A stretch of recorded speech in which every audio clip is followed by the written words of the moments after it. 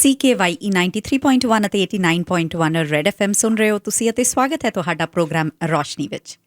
ਮੈਂ ਹਾਂ ਤੁਹਾਡੀ ਹੋਸਟ ਜਸਪ੍ਰੀਤ ਸਿੱਧੂ। ਦੋਸਤੋ, ਪਿਛਲੇ ਕੁਝ ਹਫ਼ਤਿਆਂ ਤੋਂ ਸੋਮਵਾਰ, ਬੁੱਧਵਾਰ ਅਤੇ ਸ਼ੁੱਕਰਵਾਰ ਨੂੰ ਦੁਪਹਿਰੇ 1 ਵਜੇ ਤੋਂ ਲੈ ਕੇ 2 ਵਜੇ ਤੱਕ COVID-19 ਨਾਲ ਸੰਬੰਧਿਤ ਸਾਡੇ ਲਿਸਨਰਸ ਦੇ ਸਵਾਲਾਂ ਦੇ ਜਵਾਬ ਦੇਣ ਲਈ ਸਪੈਸ਼ਲ ਪ੍ਰੋਗਰਾਮ ਕੀਤਾ ਜਾਂਦਾ। ਅੱਜ ਵੀ ਇਸ ਸਪੈਸ਼ਲ ਪ੍ਰੋਗਰਾਮ ਵਿੱਚ ਅਸੀਂ ਤੁਹਾਡੇ ਸਵਾਲਾਂ ਦੇ ਜਵਾਬ ਦੇਵਾਂਗੇ। ਮੇਰੇ ਨਾਲ ਸਾਡੇ ਨਿਊਜ਼ ਅਤੇ ਪ੍ਰੋਗਰਾਮਿੰਗ ਡਾਇਰੈਕਟਰ ਪੂਜਾ ਸੇਖੋਂ ਜੀ ਹਾਜ਼ਰ ਨੇ। ਪੂਜਾ ਜੀ, ਸਵਾਗਤ ਹੈ ਤੁਹਾਡਾ। Thank you Jaspreet. ਪੂਜਾ ਜੀ, ਸਵਾਲ ਜਵਾਬ ਦਾ ਸਿਲਸਿਲਾ ਸ਼ੁਰੂ ਕਰਨ ਤੋਂ ਪਹਿਲਾਂ ਅਸੀਂ ਲਿਸਨਰਸ ਨੂੰ ਦੱਸ ਦਈਏ ਵੀ ਅੱਜ ਉਹਨਾਂ ਦੇ ਔਨ ਏਅਰ ਸਵਾਲ ਵੀ ਲਏ ਜਾਣਗੇ। Yes, absolutely. ਤੁਸੀਂ ਕਾਲ ਕਰਕੇ ਵੀ ਜੇ ਤੁਸੀਂ ਕੋਈ ਸਵਾਲ ਪੁੱਛਣਾ ਚਾਹੁੰਦੇ ਹੋ ਤਾਂ ਤੁਸੀਂ ਪੁੱਛ ਸਕਦੇ ਹੋ। ਸਾਡਾ ਔਨ ਏਅਰ ਨੰਬਰ ਹੈ 604 591 9311 6045919311। ਸਾਡੇ ਕੋਲ ਪਹਿਲਾਂ ਤੋਂ ਵੀ ਕੁਝ ਸਵਾਲ ਆਏ ਹੋਏ ਨੇ ਸਾਡੇ ਲਿਸਨਰਸ ਦੇ, ਅਸੀਂ ਉਹਨਾਂ ਦੇ ਜਵਾਬ ਵੀ ਦੇਵਾਂਗੇ। ਨਾਲ ਦੀ ਨਾਲ ਜਿਹੜੇ ਸਾਡੇ ਔਨ ਏਅਰ ਸਾਡੇ ਕੋਲ ਲਿਸਨਰਸ ਅੱਜ ਆ ਕੇ ਇਸ ਸ਼ੋਅ ਦੇ ਦੌਰਾਨ ਕੋਈ ਸਵਾਲ ਪੁੱਛਦੇ ਨੇ, ਅਸੀਂ ਉਹਨਾਂ ਦੇ ਜਵਾਬ ਦੇਣ ਦੀ ਵੀ ਕੋਸ਼ਿਸ਼ ਕਰਾਂਗੇ। ਪੂਜਾ ਜੀ, ਸ਼ੁਰੂ ਕਰੀਏ ਫਿਰ?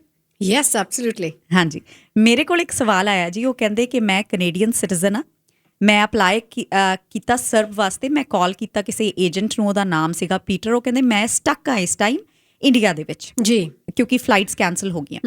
ਕਹਿੰਦੇ ਜਦੋਂ ਮੈਂ ਉਹਨੂੰ ਦੱਸਿਆ ਏਜੰਟ ਨੂੰ ਕਿ ਮੈਂ ਕੈਨੇਡਾ ਦੇ ਵਿੱਚ ਨਹੀਂ ਹੈਗਾ ਇਸ ਟਾਈਮ ਮੈਂ ਇੰਡੀਆ ਦੇ ਵਿੱਚ ਹਾਂ, ਤਾਂ ਉਹਨਾਂ ਨੇ ਮੈਨੂੰ ਕਹਿ ਤਾ ਕਿ ਤੁਸੀਂ ਸਰਬ ਲਈ ਅਪਲਾਈ ਨਹੀਂ ਕਰ ਸਕਦੇ। जसप्रीत, देखिए, सबसे पहले तो जो हमारे कॉल सेंटर के एजेंट्स होते हैं CRA के, उन्हें ट्रेनिंग दी जाती है टू गिव, जितने वो सवालों के जवाब दे सके उतनी ही उसी हिसाब से उनकी ट्रेनिंग होती है। लेकिन बहुत सारे कस्टमाइज्ड क्वेश्चंस होते हैं। कस्टमाइज्ड क्वेश्चंस हो गए कि जैसे फ्लाइट की वजह से, फ्लाइट कैंसलेशंस की वजह से लोग, कनेडियंस जो है वो फंस गए हैं इंडिया में, क्या वो अप्लाई कर सकते हैं? ये उनके फ्रेमवर्क और स्ट्रक्चर में कई बार नहीं आता, क्योंकि ये एक बड़ा कस्टमाइज्ड सा सवाल है। कॉल सेंटर एजेंट्स जो है उन्हें ट्रेनिंग इस तरीके से मिलती है कि वो ज्यादा से ज्यादा मासेस के जो जनरल क्वेश्चंस हैं वो उन सवालों का जवाब दे सके। सो मैं फिर से रिपीट करना चाहूंगी इस बात को। हमने हमारे पहले शोज में भी ये कई बार बात कही है। इनफैक्ट हमने वीडियोस भी जो फेसबुक पर और यूट्यूब पर अपलोड किए हैं उसमें बड़ा साफ है कि जब हमने ये सवाल मिनिस्टर क्वाल्ट्रो से किया, क्योंकि मिनिस्टर क्वाल्ट्रो जो है एम्प्लॉयमेंट मिनिस्टर हैं, वर्कफोर्स मिनिस्टर हैं, तो उनके दफ्तर से लिखित ये जवाब आया है, जो मैं कोट अनकोट पढ़ भी देती हूँ ताकि क्लैरिटी हो जाए। बिल्कुल। अगर आपके भी जानने वाले इंडिया में हैं, उन्हें जरूर ये बताइए। Quote end quote, Canadians who are not currently in India, in Canada, sorry, due to flight cancellations, for example. So Canadians who are not currently in Canada due to flight cancellations, for example, can receive the New Canada Emergency Response Benefit as long as they are residents of Canada and meet the other criteria listed below.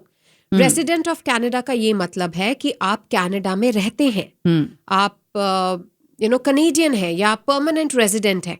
अगर आप छुट्टियों पे बाहर गए हैं, इसका ये मतलब नहीं है कि आप कनाडा में नहीं रहते। सो बहुत सारे लोगों को रिसाइड इन कनाडा का वो जो सवाल आता है ना, do you reside in Canada, उसमें भी कंफ्यूजन है कि हम तो अभी कनाडा में है ही नहीं, हम तो अभी बाहर है। नहीं, वो सवाल है कि आप क्या कनाडा में रहते हैं। और क्राइटेरिया मैं फिर से बताना चाहूंगी, अगेन ये एंड है, यानी ये आपको सारे पूरे करने हैं कि आपकी जो एम्प्लॉयमेंट या सेल्फ एम्प्लॉयमेंट इनकम है वो पिछले 14 दिनों से या तो नहीं आ रही या अगले 14 दिनों में भी नहीं आएगी। इसके अलावा आपकी उम्र 15 या इससे ज्यादा है, आपने अपनी जॉब अपनी मर्जी से नहीं छोड़ी, आप लेड ऑफ हुए हो या आपके आवर्स 0 हो गए हैं, और आपने पिछले 12 महीनों में कनाडा में, और अगर बाहर की भी इनकम देखी जाए तो पिछले 12 महीनों में आपने या 2019 में कम से कम $5,000 कमाए हैं। इसके बाद जो चेंज भी हुआ था वो ये था कि अगर आपके महीने की इनकम $1,000 या इससे कम है तो भी आप सर्ब के लिए अप्लाई कर सकते हैं। सो इस रिटन रिस्पॉन्स से साफ है कि फ्लाइट कैंसलेशन की वजह से अगर आप इंडिया में फंस गए हो, आप यूरोप में फंस गए हो, ऑस्ट्रेलिया न्यूजीलैंड में फंस गए हो, तो भी आप सर्ब के लिए अप्लाई कर सकते हो, बाशर्ते आप और सारे एलिजिबिलिटी क्राइटेरिया को पूरे करो। सो ਜਿਹੜਾ ਤੁਹਾਡਾ ਸਟੇਟਸ ਹੈ ਉਹ ਜੇ ਪਰਮਾਨੈਂਟ ਰੈਜ਼ੀਡੈਂਟ ਦਾ ਹੈਗਾ ਜਾਂ ਕੈਨੇਡੀਅਨ ਸਿਟੀਜ਼ਨ ਦਾ ਹੈਗਾ ਤਾਂ ਤੁਸੀਂ ਅਪਲਾਈ ਕਰ ਸਕਦੇ ਹੋ ਸਰਬ ਲਈ। ਤੁਸੀਂ ਇਸ ਟਾਈਮ ਜਿੱਥੇ ਮਰਜ਼ੀ ਮੌਜੂਦ ਹੋਵੋ। ਤੁਸੀਂ ਹੋ ਸਕਦਾ ਤੁਹਾਡੀ ਫਲਾਈਟ ਕੈਂਸਲ ਹੋ ਗਈ ਹੋਵੇ, ਤੁਸੀਂ ਇੰਡੀਆ ਦੇ ਵਿੱਚ ਸਟਕ ਹੋਵੋ ਜਾਂ ਤੁਸੀਂ ਕਿਤੇ ਹੋਰ ਕਿਸੇ ਹੋਰ ਮੁਲਕ ਦੇ ਵਿੱਚ ਸਟਕ ਹੋਵੋ, ਪਰ ਉਹਦੇ ਨਾਲ ਤੁਹਾਡਾ ਜਿਹੜਾ ਸਟੇਟਸ ਹੈਗਾ ਰੈਜ਼ੀਡੈਂਟ वाला वो खत्म नहीं हो जाता। एब्सोल्युटली, इसमें इंटरनेशनल स्टूडेंट्स और वर्क परमिट वाले भी शामिल हैं। हाँ जी, बिल्कुल। क्योंकि रिसाइड तो वो भी कनाडा में कर रहे हैं ना, बिल्कुल। क्योंकि उन्होंने यहीं पर टैक्स भरा, यहीं पर कमाई की। वो तो छुट्टियों के लिए गए थे, वो तो वापस आने वाले थे, लेकिन फ्लाइट कैंसिलेशन हो गई। सो इसीलिए इसमें जो हमारे ये रिप्रेजेंटेटिव्स होते हैं या जो जानकारी देते हैं कॉल सेंटर्स में, इनकी जो ट्रेनिंग होती है कि भाई जो जनरल सा फ्रेमवर्क है वो उसे कवर करे। भाई ज्यादातर जो सवाल आएंगे उनके जवाब वो दे सके। कस्टमाइज सवालों के कई बार वो जवाब नहीं दे पाते। ਪਰ ਜੇ ਤੁਹਾਨੂੰ ਕੋਈ ਪੁੱਛਦਾ ਹੈ, ਜੇ ਤੁਸੀਂ ਅਪਲਾਈ ਕਰ ਰਹੇ ਹੋ ਇੰਡੀਆ ਤੋਂ ਬੈਠੇ ਤੇ ਤੁਹਾਨੂੰ ਏਜੰਟ ਪੁੱਛਦਾ ਹੈ ਕਿ ਡੂ ਯੂ ਰੈਜ਼ਾਈਡ ਇਨ ਕੈਨੇਡਾ, ਤਾਂ ਉਹਦਾ ਮਤਲਬ ਇਹ ਹੁੰਦਾ ਕਿ ਕੀ ਤੁਸੀਂ ਪਰਮਾਨੈਂਟ ਰੈਜ਼ੀਡੈਂਟ ਹੋ, ਕੀ ਤੁਸੀਂ ਕੈਨੇਡੀਅਨ ਸਿਟੀਜ਼ਨ ਹੋ, ਕੀ ਤੁਸੀਂ ਵਰਕ ਪਰਮਿਟ ਤੇ ਹੋ, ਕੀ ਤੁਸੀਂ ਇੰਟਰਨੈਸ਼ਨਲ ਸਟੂਡੈਂਟ ਹੈਗੇ ਹੋ। ਤੁਸੀਂ ਇਹ ਨਹੀਂ ਉਹ ਤੁਹਾਨੂੰ ਪੁੱਛ ਰਿਹਾ ਕਿ ਤੁਸੀਂ ਇਸ ਟਾਈਮ ਕਿੱਥੇ ਮੌਜੂਦ ਹੋ। ਸੋ ਉਸ ਹਿਸਾਬ ਨਾਲ ਆਪਣੇ ਸਵਾਲ ਦੇ ਜਵਾਬ ਦਿੱਤੇ ਜਾਣ। ਪੂਜਾ ਜੀ, ਸਾਡੇ ਕਾਲਰਸ ਵੀ ਕੁਝ ਸਾਡੇ ਨਾਲ ਜੁੜ ਗਏ ਨੇ। ਨਵਰੀਤ, ਹਾਂਜੀ ਨਵਰੀਤ। ਹਾਂਜੀ, ਸਤਿ ਸ਼੍ਰੀ ਅਕਾਲ ਭੈਣ ਜੀ। ਸਤਿ ਸ਼੍ਰੀ ਅਕਾਲ ਜੀ। ਸਾਡੇ ਤਿੰਨ ਕੁਐਸਚਨ ਨੇ। ਇੱਕ ਤਾਂ ਮੇਰੀ ਜਿਵੇਂ ਹੈਗਾ, ਉਹ ਕਹਿੰਦੇ ਵੀ 6 ਮਹੀਨੇ ਤੋਂ ਵੱਧ ਰਹਿ ਸਕਦੇ ਹਾਂ ਵੀ ਅਸੀਂ ਉੱਥੇ। ਕਿੱਥੇ ਰਹਿ ਸਕਦੇ ਹੋ ਜੀ? ਇੰਡੀਆ ਦੇ ਵਿੱਚ? ਇੰਡੀਆ ਹਾਂਜੀ, ਫਸੇ ਹੋਏ ਆ ਜਿਵੇਂ ਉਹ। ਅੱਛਾ ਜੀ। ਤੇ ਦੂਸਰਾ ਕੁਐਸਚਨ ਇਹ ਆ ਵੀ ਉਹ ਕਹਿੰਦੇ ਵੀ ਪੈਨਸ਼ਨ 6 ਮਹੀਨੇ ਤੋਂ ਉੱਤੇ ਹੋ ਗਏ ਫਿਰ ਵੀ ਬੰਦ ਹੋਊਗੀ, ਕੀ ਹੋਊਗਾ? ਤੇ ਤੀਸਰਾ ਹੈਗਾ ਵੀ ਕਿਹੜੀ ਵੈਬਸਾਈਟ ਤੇ ਅਸੀਂ ਅਪਲਾਈ ਕਰ ਸਕਦੇ, ਵੀ ਕਿੰਨਾ ਕੁ ਟਾਈਮ ਲੱਗਦਾ ਜੇ ਅਸੀਂ ਰਜਿਸਟਰ ਕਰਾਉਂਦੇ ਆ ਨਾ? ਕਾਹਦੇ ਵਾਸਤੇ ਅਪਲਾਈ ਕਰਨਾ ਤੁਸੀਂ? ਉਹਨਾਂ ਨੇ ਰਜਿਸਟਰ ਕਰਾਉਣਾ ਵੀ ਇੱਧਰ ਆਉਣ ਲਈ। ਅੱਛਾ, ਵਾਪਸ ਕੈਨੇਡਾ ਆਉਣ ਲਈ। ਸੋ ਠੀਕ ਹੈ ਨਵਰੀਤ ਜੀ, ਥੈਂਕ ਯੂ। ਹਾਂਜੀ ਹਾਂ, ਸੋ ਇਹਨਾਂ ਦਾ ਸਵਾਲ ਇਹ ਹੈ ਕਿ ਇੰਡੀਆ ਦੇ ਵਿੱਚ ਜੇ ਉਹ ਸਟਕ ਨੇ, ਉਹ 6 ਮੰਥਸ ਉੱਥੇ ਰਹਿ ਸਕਦੇ ਨੇ। ਹੁਣ ਦੇਖੋ, ਜਦੋਂ ਤੱਕ ਫਲਾਈਟਸ ਨਹੀਂ ਚੱਲਦੀਆਂ ਤੁਸੀਂ ਉੱਥੇ ਤੱਕ ਸਟਕ ਹੋ ਤਾਂ obviously you are stuck there, right? But it doesn't apply to any time frame. ਕੋਈ ਟਾਈਮ ਫਰੇਮ ਨਹੀਂ ਹੈਗਾ ਇੱਦਾਂ। ਪਰ ਹਾਂ, ਜਦੋਂ ਫਲਾਈਟਸ ਵਾਪਸ ਚੱਲਣੀਆਂ ਸਟਾਰਟ ਹੋ ਗਈਆਂ ਤਾਂ ਉਹਨਾਂ ਨੇ ਜਿਨ੍ਹਾਂ ਨੇ ਵੀ ਅਪਲਾਈ ਕੀਤਾ, ਜਿਨ੍ਹਾਂ ਨੇ ਵੀ ਰਜਿਸਟਰ ਕੀਤਾ, ਉਹਨਾਂ ਨੂੰ ਪ੍ਰੈਫਰੈਂਸ ਮਿਲੇਗੀ। ਉਹਨਾਂ ਨੂੰ ਇਹਨਾਂ ਫਲਾਈਟਸ ਦੇ ਵਿੱਚ, ਚਾਰਟਰ ਫਲਾਈਟਸ ਦੇ ਵਿੱਚ ਆਉਣ ਦਿੱਤਾ ਜਾਵੇਗਾ। ਤੇ ਉਹ ਪੈਨਸ਼ਨ ਦੀ ਗੱਲ ਕਰ ਰਹੇ ਨੇ ਪੂਜਾ ਜੀ। ਉਹ ਕਹਿੰਦੇ 6 ਮਹੀਨੇ ਹੋ ਗਏ, ਕੀ ਪੈਨਸ਼ਨ ਲਈ ਦੁਬਾਰਾ ਤੋਂ ਅਪलाई करना पड़ेगा? हाँ जी, पेंशन के ना कुछ रूल्स होते हैं। मैंने लास्ट टाइम एक नंबर भी दिया था, मैं आगे जाके शो में वो नंबर भी दे दूंगी, ईमेल एड्रेस भी।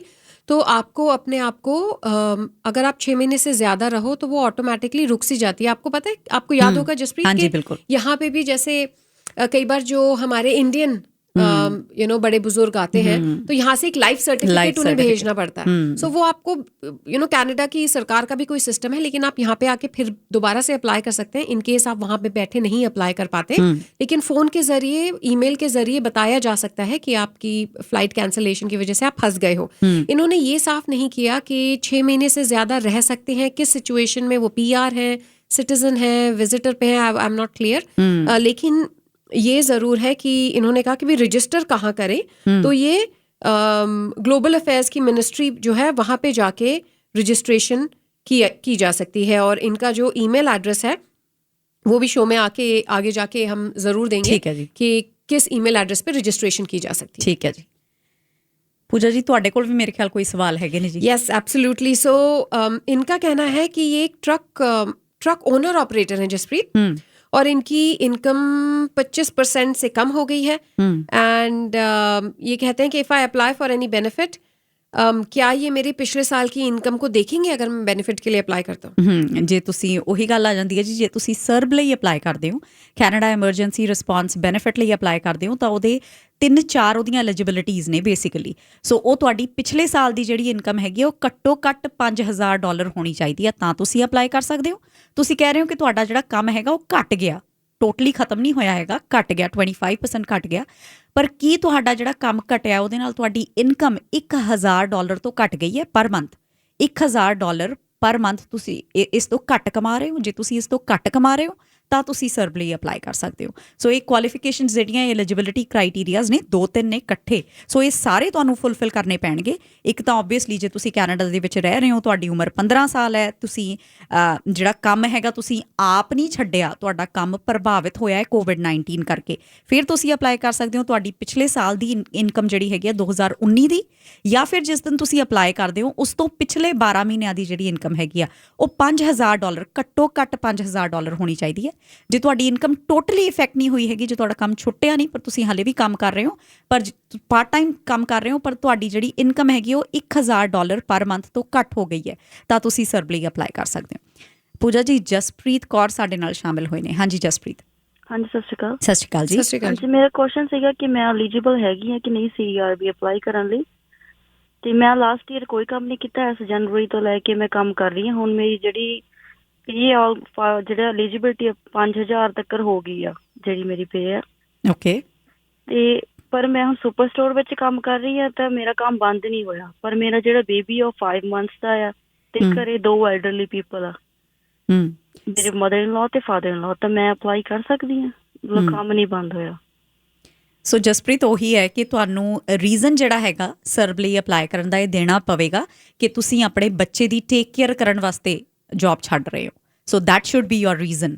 ਕਿ ਜੇ ਤੁਸੀਂ ਇਹ ਰੀਜ਼ਨ ਦਿੰਦੇ ਹੋ ਕਿ ਮੈਂ ਘਰ ਦੇ ਵਿੱਚ ਇੱਕ ਬੱਚੇ ਦੀ ਦੇਖਭਾਲ ਕਰਨ ਲਈ ਜਾਂ ਬਜ਼ੁਰਗਾਂ ਦੀ ਦੇਖਭਾਲ ਕਰਨ ਲਈ ਮੈਂ ਜੌਬ ਛੱਡੀ ਹੈਗੀ ਆ, ਤਾਂ ਤੁਸੀਂ ਸਰਬ ਲਈ ਅਪਲਾਈ ਕਰ ਸਕਦੇ ਹੋ। ਤੇ ਕ੍ਰਾਈਟੀਰੀਆ ਡੈਫੀਨੇਟਲੀ ਉਹੀ ਰਹੇਗਾ ਕਿ ਹੁਣ ਤੋਂ ਲੈ ਕੇ ਪਿਛਲੇ 12 ਮਹੀਨੇ ਜਿਹੜੇ ਹੈਗੇ ਨੇ ਤੁਹਾਡੀ ਇਨਕਮ ਜਿਹੜੀ ਹੈਗੀ ਆ ਘੱਟੋ ਘੱਟ $5000 ਬਣਨੀ ਚਾਹੀਦੀ ਹੈ। ਜੇ ਉਹ बन रही है तो तुसी सर्ब ਲਈ अप्लाई कर सकते हैं। एक इसमें और इनको कंडीशन शायद पूरी करनी पड़े जसप्रीत, क्योंकि इनके घर में 2 बुजुर्ग ऑलरेडी हैं। हाँ जी बिल्कुल। जो शायद बच्चे की देखरेख कर रहे हैं, तो इन्हें ये प्रूव करना पड़ेगा वो किसी कारण नहीं देखरेख कर पा रहे, चाहे वो खुद बीमार हो गए हैं। सो वो चीज़ इन्हें करनी पड़ेगी पूरी। खास करके अगर 5 महीने का इनका बच्चा है तो क्या ये मैटरनिटी बेनिफिट्स या पेरेंटल लीव पर हैं या कुछ पेरेंटल बेनिफिट्स ले रही हैं, वो भी इन्हें देखना पड़ेगा। सो वो सारी चीज़ें देख के शील हैव टू सी कि क्या एलिजिबल है या नहीं। ਪੂਜਾ ਜੀ, ਮੇਰੇ ਕੋਲ ਇੱਕ ਸਵਾਲ ਹੈ। ਉਹ ਕਹਿੰਦੇ ਕਿ ਸਵਾਲ ਨਹੀਂ, ਐਕਚੁਅਲੀ ਉਹਨਾਂ ਨੇ ਰਿਕੁਐਸਟ ਕੀਤੀ ਹੈ। ਉਹ ਕਹਿੰਦੇ ਕਾਉਂਸਲਰ ਜਨਰਲ ਆਫ ਇੰਡੀਆ ਨੂੰ ਤੁਸੀਂ ਪਲੀਜ਼ ਲੈ ਕੇ ਆਓ ਆਪਣੇ ਕਿਸੇ ਵੀ ਸ਼ੋਅ 'ਤੇ, ਤਾਂ ਕਿ ਉਹ ਦੱਸ ਸਕਣ ਕਿ ਜਿਹੜੇ ਕੈਨੇਡੀਅਨ ਸਿਟੀਜ਼ਨ ਇਸ ਟਾਈਮ ਸਟਕ ਨੇ ਇੰਡੀਆ ਦੇ ਵਿੱਚ, ਉਹਨਾਂ ਨੂੰ ਵੀਜ਼ਾ ਰਿਲੇਟਡ ਵੀ ਬਹੁਤ ਸਾਰੇ ਇਸ਼ੂਜ਼ ਆ ਰਹੇ ਨੇ। ਹੋ ਸਕਦਾ ਕਿਸੇ ਦਾ ਵੀਜ਼ਾ ਐਕਸਪਾਇਰ ਹੋਣ ਵਾਲਾ ਹੋਵੇ, ਹੋ ਸਕਦਾ ਕਿਸੇ ਦਾ ਵੀਜ਼ਾ ਐਕਸਪਾਇਰ ਹੋ ਚੁੱਕਿਆ ਹੋਵੇ, ਓਵਰਸਟੇ ਕਰ ਰਹੇ ਹੋਣ। ਤਾਂ ਉਹ ਸਵਾਲਾਂ ਦੇ ਜਵਾਬ ਦੇਣ ਲਈ ਉਹਨਾਂ ਨੇ ਦਰਖਾਸਤ ਕੀਤੀ ਹੈ। ਉਹ ਕਹਿੰਦੇ ਕਾਉਂਸਲਰ ਜਨਰਲ ਆਫ ਇੰਡੀਆ ਨੂੰ ਜ਼ਰੂਰ ਲੈ ਕੇ ਆਓ ਆਪਣੇ ਸ਼ੋਅ 'ਤੇ। जसप्रीत, मैंने एक्चुअली जब ये सवाल पढ़ा भी था, जब हम ऑफ एयर डिस्कशन भी करते हैं, तो उसी वक्त मैंने काउंसलेट दफ्तर कॉल भी किया और मिस्टर मंजिश ग्रोवर से मैंने बात की, और उन्होंने साफ किया कि ऑनलाइन वीज़ा के लिए अप्लाई किया जा सकता है। स्टाफ को बढ़ा भी दिया गया है ताकि जो वीज़ा एप्लीकेशंस हैं उन्हें जल्द से जल्द प्रोसेस किया जाए। सो वो कह रहे हैं बहुत सर्विस जो है इसमें इजाफा किया गया है। और ये जो वेबसाइट है, मैं ये देना चाहूँगी कि indianfrro.gov.in। सो indianfrro.gov.in, इस पर जाकर जो वीज़ा है उसकी आप एक्सटेंशन ले सकते हैं, रिन्यू उसे कर सकते हैं। और उन्होंने फ्रंट पेज पे ही बहुत सारी इन्फॉर्मेशन दी हुई है, सो कोई दिक्कत आनी नहीं चाहिए। सो अगर आपकी फैमिली, आपके रिश्तेदार इंडिया में है, ज़रूर उन्हें बताइए उनका वीज़ा एक्सपायर होने वाला है या हो चुका है। सभी को एनकरेज किया जाता है कि वो वीज़ा ज़रूर रिन्यू करे, वेरी इंपॉर्टेंट, एक्सटेंड करें। indianfrro.gov.in। ਪਰਮਜੀਤ ਜੀ ਸਾਡੇ ਨਾਲ ਜੁੜੇ ਨੇ। ਪਰਮਜੀਤ ਜੀ। ਹਾਂਜੀ, ਸਤਿ ਸ਼੍ਰੀ ਅਕਾਲ ਜੀ। ਸਤਿ ਸ਼੍ਰੀ ਅਕਾਲ ਜੀ। ਫਿਰ ਜੀ ਮੈਂ ਪੁੱਛਣਾ ਮੰਗਦੀ ਹਾਂ, ਜੇ ਤੁਸੀਂ ਡਿਸੇਬਿਲਟੀ ਤੇ ਆ, ਫੈਡਰਲ ਡਿਸੇਬਿਲਟੀ ਤੇ, ਬਿਕਾਜ਼ ਆਈ ਵਾਸ ਸਿਕ, ਤੇ ਉਹਦੇ ਲਈ ਤੁਸੀਂ ਕੋਈ ਕੁਆਲੀਫਾਈ ਕਰਦੇ ਆ? ਪਰਮਜੀਤ ਜੀ, ਡਿਸੇਬਿਲਿਟੀ ਤੇ ਜੇ ਤੁਸੀਂ ਹੈਗੇ ਹੋ, ਤੁਸੀਂ ਆਲਰੇਡੀ ਇੱਕ ਬੈਨੀਫਿਟ ਲੈ ਰਹੇ ਹੋ, ਤੇ ਤੁਹਾਡੀ ਜੇ ਇਨਕਮ ਨਹੀਂ ਹੈਗੀ ਪਿਛਲੇ ਸਾਲ ਦੀ ਕੋਈ ਵੀ, ਤਾਂ ਤੁਸੀਂ ਸਰਬ ਲਈ ਅਪਲਾਈ ਨਹੀਂ ਕਰ ਸਕਦੇ। ਜੇ ਤਾਂ ਤੁਸੀਂ ਕੋਈ ਪਾਰਟ ਟਾਈਮ ਜੌਬ ਕੀਤੀ ਹੈ, ਪਾਰਟ ਟਾਈਮ ਜੌਬ ਦੇ ਵਿੱਚ ਤੁਹਾਡੇ ਐਟਲੀਸਟ $5000 ਜਿਹੜੇ ਹੈਗੇ ਸੀਗੇ ਉਹ ਪਿਛਲੇ ਸਾਲ ਦੇ ਬਣ ਗਏ ਨੇ, ਤਾਂ ਤੁਸੀਂ ਸਰਬ ਲਈ ਅਪਲਾਈ ਕਰ ਸਕਦੇ ਹੋ। ਬਟ ਜੇ ਤੁਸੀਂ ਬੈਨੀਫਿਟ ਲੈ ਰਹੇ ਹੋ ਤੇ ਤੁਸੀਂ ਕੋਈ ਜੌਬ ਨਹੀਂ ਕਰ ਰਹੇ, ਫਿਰ ਤੁਸੀਂ ਸਰਬ ਲਈ ਅਪਲਾਈ ਨਹੀਂ ਕਰ ਸਕਦੇ। ਅਮਨਦੀਪ ਜੀ। एक इसमें मैं ऐड करना चाहूँगी जसप्रीत कि BC की सरकार ने जो भी इनकम असिस्टेंस और डिसेबिलिटी असिस्टेंस पर है, 3 महीने के पीरियड के लिए उन्होंने $300 का इजाफा किया है एक्चुअली असिस्टेंस में। हाँ जी, अप टू $300। एंड उसके लिए कोई अलग से अप्लाई आपको करने की जरूरत नहीं है, वो ऑटोमेटिकली आपके पास आएगा। अमनदीप जी। ਹੈਲੋ, ਸਤਿ ਸ਼੍ਰੀ ਅਕਾਲ ਜੀ। ਹਾਂਜੀ, ਸਤਿ ਸ਼੍ਰੀ ਅਕਾਲ ਜੀ। ਹਾਂਜੀ, ਮੇਰੇ 2-3 ਕੁਐਸਚਨ ਸੀਗੇ। ਹਾਂਜੀ, ਇੱਕ ਤਾਂ ਮੈਂ ਪੁੱਛਣਾ ਸੀਗਾ, ਜਦੋਂ ਆਪਾਂ ਸਰ ਬੈਨੀਫਿਟ ਲੈਂਦੇ ਆ, ਆਪਾਂ $1000 ਦਾ ਕੰਮ ਕਰ ਸਕਦੇ ਆ? ਜੇ ਤੁਹਾਡੀ ਪਾਰਟ ਟਾਈਮ ਜੌਬ ਹੈਗੀ ਹੈ ਤੇ ਜੌਬ ਤੁਹਾਡੀ ਇਫੈਕਟ ਹੋ ਗਈ COVID-19 ਦੇ ਕਾਰਨ, ਤੇ ਤੁਸੀਂ ਰਾਈਟ ਨਾਓ $1000 ਜਾਂ ਉਸ ਤੋਂ ਘੱਟ ਕਮਾ ਰਹੇ ਹੈਗੇ ਹੋ ਪਰ ਮੰਥ, ਤਾਂ ਤੁਸੀਂ ਸਰਬ ਲਈ ਅਪਲਾਈ ਕਰ ਸਕਦੇ ਹੋ। ਬਟ ਜਿਹੜੀਆਂ ਪੁਰਾਣੀਆਂ ਜਿਹੜੀਆਂ ਸ਼ਰਤਾਂ ਨੇ, ਬਾਕੀ ਸ਼ਰਤਾਂ ਉਹ ਉੱਦਾਂ ਹੀ ਲਾਗੂ ਹੋਣਗੀਆਂ ਕਿ ਤੁਹਾਡਾ ਜਿਹੜੀ ਪਿਛਲੇ ਸਾਲ ਦੀ ਇਨਕਮ ਹੈਗੀ ਆ ਜਾਂ ਪਿਛਲੇ 12 ਮਹੀਨਿਆਂ ਦੀ ਇਨਕਮ ਹੈਗੀ ਆ ਉਹ $5,000 ਹੋਣੀ ਚਾਹੀਦੀ ਹੈ। ਓਕੇ, ਇੱਕ ਮੈਂ ਹੋਰ ਪੁੱਛਣਾ ਸੀਗਾ, ਆਪਾਂ ਜਿੱਦਾਂ ਮੈਂ ਨਾ EI ਵਾਸਤੇ ਮੈਂ ਸਰਬ ਬੈਨੀਫਿਟ ਲਈ ਅਪਲਾਈ ਕੀਤਾ ਸੀਗਾ। ਠੀਕ ਹੈ ਜੀ। ਵੀ ਮੇਰੀ ਜੌਬ ਚਲ ਗਈ ਇਹਦਾ ਕਰਕੇ, ਆਪਣਾ COVID-19 ਦਾ ਕਰਕੇ ਮੈਂ ਸਰਵਿਸ ਕੈਨੇਡਾ ਦੇ ਥਰੂ ਜਿੱਦਾਂ ਅਪਲਾਈ ਕਰ ਦਿੱਤਾ ਸੀ, ਪਰ ਉਹਨਾਂ ਨੇ ਮੇਰਾ ਕਰਨ ਦਾ ਪਰਪਸ ਸੀਗਾ ਵੀ ਮੈਂ ਸਰਬ ਬੈਨੀਫਿਟ ਲਵਾਂ ਬਿਕੋਜ਼ ਉਹ ਜ਼ਿਆਦਾ ਆ EI ਨਾਲੋਂ, ਤੇ ਉਹਨਾਂ ਨੇ ਫਿਰ ਮੈਨੂੰ EI ਲਗਾਤੀ। ਫਿਰ ਮੈਨੂੰ ਪਤਾ ਨਹੀਂ ਸੀਗਾ ਵੀ ਉਹਨਾਂ ਨੇ ਮੇਰੀ ਅਪਰੂਵ ਕਰ ਦਿੱਤੀ। ਮੈਂ 2-3 ਦਿਨ ਕਾਲ ਕਰੀ ਗਈ ਨਾ, ਕਾਫੀ ਵੇਟਿੰਗ ਸੀਗੀ, ਤੇ ਮੈਂ ਰੈਵਨਿਊ ਕੈਨੇਡਾ ਦੇ ਥਰੂ ਵੀ ਕਰ ਦਿੱਤਾ ਅਪਲਾਈ, ਤੇ ਮੈਨੂੰ ਜਿੱਦਾਂ ਸਰਬ ਬੈਨੀਫਿਟ ਵੀ ਆ ਗਿਆ, EI ਵੀ ਆ ਗਈ। ਹੁਣ ਇਹ ਮੇਰੀ ਚੋਇਸ ਆ ਵੀ ਮੈਂ ਇਹਨਾਂ ਚੋਂ ਇੱਕ ਬੈਨੀਫਿਟ ਕਿਹੜਾ ਰੱਖਣਾ ਮੰਗਦੀ ਆ। इसमें देखिए, अगर तो आपकी SERB in the sense COVID-19 से आपकी जॉब अफेक्ट हुई है, जैसा कि आपने कहा, तो आप ऑटोमेटिकली एलिजिबल हो for SERB. So EI regular या तो आपने शायद मार्च 15 से पहले किया होगा अप्लाई। अगर आपने मार्च 15 के बाद किया है तो सर्ब ऑटोमेटिकली सर्ब में सारी एप्लीकेशंस प्रोसेस की जा रही हैं। लेकिन अगर फिर भी आपके पास EI रेगुलर आ गई है, उनके पास सारा रिकॉर्ड है। इनफैक्ट जसप्रीत, आज प्राइम मिनिस्टर जस्टिन ट्रूडो ने बड़ा साफ किया कि बहुतों के पास डबल पैसे आए हैं, दोनों बेनिफिट्स आ गए, कई बार ज़्यादा पैसे आ गए। वो बिल्कुल चिंता ना करें, अभी तो प्रोविजन कोई है नहीं वापस देने का, क्योंकि अभी सरकार की कोशिश है कि ज़्यादा से ज़्यादा लोगों तक मदद पहुंचे। लेकिन क्योंकि इसकी ट्रेल है, ये कोई कैश पैसे तो है नहीं, बैंक ट्रेल है, वो बाकी फ्यूचर में जाके सारे एडजस्ट कर दिए जाएंगे। सो ਸੌਰੀ ਇੰਟਰਪਟਿੰਗ ਯੂ। ਹਾਂਜੀ, ਬਿਜ਼ੀ ਵੀ ਉਹ ਬਹੁਤ ਰਹਿੰਦੇ ਆ, ਗੱਲ ਵੀ ਨਹੀਂ ਹੁੰਦੀ ਹੈਗੀ। ਤੇ ਹੁਣ ਮੇਰੀ ਜਿੱਦਾਂ ਜਿਹੜੀ 2 ਵੀਕ ਬਾਅਦ ਰਿਪੋਰਟਿੰਗ ਹੁੰਦੀ EI ਦੀ, ਉਹ ਵੀ ਮੈਂ ਮਤਲਬ ਦੱਸਦੇ ਪਏ ਵੀ ਕਰ ਸਕਦੇ ਆ ਤੁਸੀਂ, ਤੇ ਜੇ ਮੈਂ ਸਰਵ वाला अप्लाई कर दूं। देखिए अगर आपकी जॉब COVID-19 से अफेक्ट हुई है तो आपको सर्व पे ही अपनी जो रिपोर्टिंग आप करोगे ना, वो आप सर्व के अंडर ही करो, और जो रेगुलर है वो बाद में वो एडजस्ट कर देंगे। सो अभी आप सर्व के अंडर ही अपनी रिपोर्टिंग करो, क्योंकि आपकी जॉब डायरेक्टली COVID-19 से अगर अफेक्ट हुई है तो। जी, थैंक यू अमनदीप जी। बलदेव सिंह जी। मैं इस तरह जी, मैं पेंशन लेना है। ठीक है। ਤੇ ਜਿਹੜਾ 1000 ਰੁਪਇਆ BC ਗਵਰਨਮੈਂਟ ਨੇ ਦੇਣਾ ਹੈ, ਇਹਦੇ ਲਈ ਮੈਂ ਅਪਲਾਈ ਕਰ ਸਕਦਾ ਜਾਂ ਨਹੀਂ? ਤੁਸੀਂ ਜੌਬ ਕੀਤੀ ਹੈ ਜੀ ਪਿਛਲੇ ਸਾਲ? $5,000 ਤੁਹਾਡੇ ਬਣੇ ਸੀਗੇ? ਹਾਂ। ਅੱਛਾ ਜੀ, ਤੁਸੀਂ ਸਰਬ ਲਈ ਵੀ ਅਪਲਾਈ ਕੀਤਾ ਫਿਰ?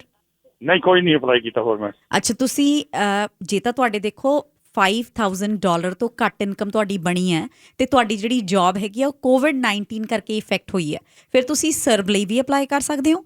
ਤੇ ਜਿਹੜੇ ਲੋਕ ਮੋਸਟਲੀ ਸਰਬ ਲਈ ਕੁਆਲੀਫਾਈ ਕਰਦੇ ਨੇ, ਮੋਸਟ ਆਫ ਦੈਮ, ਉਹਨਾਂ ਨੂੰ ਜਿਹੜਾ BC ਗਵਰਨਮੈਂਟ ਦਾ ਬੈਨੀਫਿਟ ਹੈਗਾ ਉਹਦੇ ਲਈ ਵੀ ਐਲੀਜੀਬਲ ਹੋਣਗੇ। ਬਟ ਜੇ ਤੁਸੀਂ ਸਰਬ ਲਈ ਕੁਆਲੀਫਾਈ ਨਹੀਂ ਕਰਦੇ ਹੈਗੇ, ਫਿਰ ਤੁਸੀਂ BC ਗਵਰਨਮੈਂਟ ਦੇ ਜਿਹੜਾ ਬੈਨੀਫਿਟ ਹੈਗਾ ਉਹ ਵੀ ਨਹੀਂ ਅਪਲਾਈ ਕਰ ਸਕਦੇ। ਜੋਤੀ ਜੀ ਸਾਡੇ ਨਾਲ ਸ਼ਾਮਲ। ਜੋਤੀ। ਹਾਂਜੀ ਸਤਿ ਸ਼੍ਰੀ ਅਕਾਲ ਜੀ। ਹਾਂਜੀ, ਸਤਿ ਸ਼੍ਰੀ ਅਕਾਲ। ਹਾਂਜੀ, ਮੇਰਾ ਥੋੜਾ ਜਿਹਾ ਕੰਪਲਿਕੇਟਡ ਜਿਹਾ ਆ, ਮੈਂ ਤੁਹਾਨੂੰ ਐਕਸਪਲੇਨ ਕਰਦੀ ਹਾਂ। ਮੈਂ ਮੈਟਰਨਿਟੀ ਤੋਂ ਪਹਿਲਾਂ EI ਲਈ ਸੀ 3 ਮੰਥ ਦੀ, ਫਿਰ ਮੇਰੀ ਮੈਟਰਨਿਟੀ ਲੀਵ ਸਟਾਰਟ ਹੋ ਗਈ। ਸੋ ਜਨਵਰੀ 30 ਨੂੰ ਮੇਰੀ ਮੈਟਰਨਿਟੀ ਲੀਵ ਫਿਨਿਸ਼ ਹੋ ਗਈ। ਉਸ ਤੋਂ ਬਾਅਦ ਮੈਂ ਦੁਬਾਰਾ, ਮੇਰਾ ਐਕਸੀਡੈਂਟ ਹੋ ਗਿਆ ਸੀ ਤੇ ਮੈਂ ਦੁਬਾਰਾ EI ਅਪਲਾਈ ਕੀਤੀ ਸੀ। ਸੋ ਉਹਨਾਂ ਨੇ ਮੈਨੂੰ ਓਨਲੀ 5 ਵੀਕ ਦਾ ਅਪਰੂਵਲ ਦਿੱਤਾ ਸੀ। ਸੋ ਉਹ ਮੇਰੀ EI ਸੀਗੀ 9 ਫਰਵਰੀ ਤੋਂ 15 ਮਾਰਚ ਤੱਕ। ਉਹ ਮੈਂ EI ਰਿਪੋਰਟਿੰਗ ਕਰ ਦਿੱਤੀ ਸੀ, ਪਰ ਉਹਨਾਂ ਦੀ ਮਨੀ ਮੈਨੂੰ ਨਹੀਂ ਆਈ। ਸੋ ਮੈਂ ਉਹਨਾਂ ਨੂੰ ਕਾਲ ਵੀ ਕਰ ਰਹੀ ਹਾਂ, ਉਹ ਦਿਸ ਟਾਈਮ ਉਹ ਬਿਜ਼ੀ ਆ। ਸੋ ਉਸ ਤੋਂ ਬਾਅਦ ਹੁਣ ਮੈਂ ਮਈ 1 ਨੂੰ ਕੰਮ ਤੇ ਜਾਣਾ ਸੀ, ਪਰ ਕੰਮ ਮੇਰਾ ਬੰਦ ਹੋ ਗਿਆ। ਸੋ ਮੈਂ ਹੁਣ COVID-19 ਕਰਕੇ ਬੰਦ ਹੋਇਆ ਜੀ? ਹਾਂਜੀ। ਸੋ ਮੈਂ ਹੁਣ ਉਹ ਅਪਲਾਈ ਕਰ ਸਕਦੀ ਹਾਂ ਜਿਹੜੇ ਐਮਰਜੈਂसी बेनिफिट या ਜਾਂ नहीं? देखिए, जो एलिजिबिलिटी क्राइटेरिया है उसमें तो ये साफ किया गया है कि अगर आप काम पे जाने वाले थे, लेकिन आप जिस कंपनी के लिए, जिस स्टोर के लिए या जिस भी ऑर्गेनाइजेशन के लिए काम करते हो, अब वो ना आपको आवर्स दे रही है या मे बी आपको लेड ऑफ उन्होंने कर दिया, तो आप अप्लाई कर सकते हो। जैसे मैटरनिटी पे अगर बेनिफिट्स पर आप थे, तो दैट मीन्स आपकी जॉब तो थी बिल्कुल। सो इसीलिए जॉब सीकर्स, वो जॉब सीकर्स जिनके पास नौकरी थी या वो सीजनल वर्कर्स जो होते हैं, जो साल में कुछ ही महीने काम करते हैं, तो वो जॉब सीकर्स सर्ब के लिए एलिजिबल हैं, जो काम पर जाने वाले थे मार्च 15 या अप्रैल से या मई से, लेकिन अब वो नहीं जा पाएंगे बिकॉज कोविड-19 की वजह से बिजनेसेस पर प्रभाव पड़ा है, तो वो वाले लोग डेफिनेटली एलिजिबल हैं। अगेन, आपको बहुत सारे एलिजिबिलिटी क्राइटेरिया पूरे करने हैं, सिर्फ एक एलिजिबिलिटी क्राइटेरिया से आप एलिजिबल नहीं होते, ये याद रखना बड़ा ਜ਼ਰੂਰੀ ਹੈ। ਬਿਲਕੁਲ। ਪੂਜਾ ਜੀ, ਮੇਰੇ ਕੋਲ ਵੀ ਇੱਕ ਸਵਾਲ ਹੈ। ਪਹਿਲਾਂ ਤੋਂ ਆਪਣੇ ਲਿਸਨਰ ਨੇ ਲਿਖਵਾਇਆ ਹੋਇਆ, ਉਹ ਕਹਿੰਦੇ ਕਿ ਮੇਰਾ ਕੋਈ ਕਜ਼ਨ ਹੈਗਾ, ਉਹ ਇਸ ਟਾਈਮ ਇੰਡੀਆ ਦੇ ਵਿੱਚ ਹੈਗੇ ਨੇ, ਸਟਕ ਨੇ ਵਿਦ ਫੈਮਿਲੀ। ਉਹਨਾਂ ਦੀ ਕਹਿੰਦੇ ਪਹਿਲਾਂ ਫਲਾਈਟ ਸੀਗੀ 17 ਮਾਰਚ ਨੂੰ, ਜਿਹੜੀ ਕੈਂਸਲ ਹੋ ਗਈ। ਉਹਨਾਂ ਨੇ ਰਜਿਸਟਰ ਕੀਤਾ ਹੋਇਆ ਫॉर द ਚਾਰਟਰ ਫਲਾਈਟ, ਪਰ ਉਹਨਾਂ ਨੂੰ ਟਿਕਟਸ ਨਹੀਂ ਮਿਲ ਪਾ ਰਹੀਆਂ। ਪਰ ਉਹ ਕਹਿੰਦੇ ਇਸ ਸਾਰੇ ਪ੍ਰੋਸੈਸ ਦੇ ਦੌਰਾਨ ਕੀ ਉਹ ਸਰਬ ਲਈ ਅਪਲਾਈ ਕਰ ਸਕਦੇ ਨੇ ਉੱਥੋਂ ਬੈਠੇ ਹੋਏ? ਤੇ ਉਹ ਕਹਿੰਦੇ ਵੀ ਉਹਨਾਂ ਦੀਆਂ ਮਾਰਗੇਜ ਪੇਮੈਂਟਸ ਨੇ, ਹੋਰ ਬਿਲਸ ਨੇ ਪੇ ਕਰਨ ਵਾਸਤੇ, ਕੀ ਉਹ ਉੱਥੇ ਬੈਠੇ ਬੈਠੇ ਸਰਬ ਲਈ ਅਪਲਾਈ ਕਰ ਸਕਦੇ ਨੇ?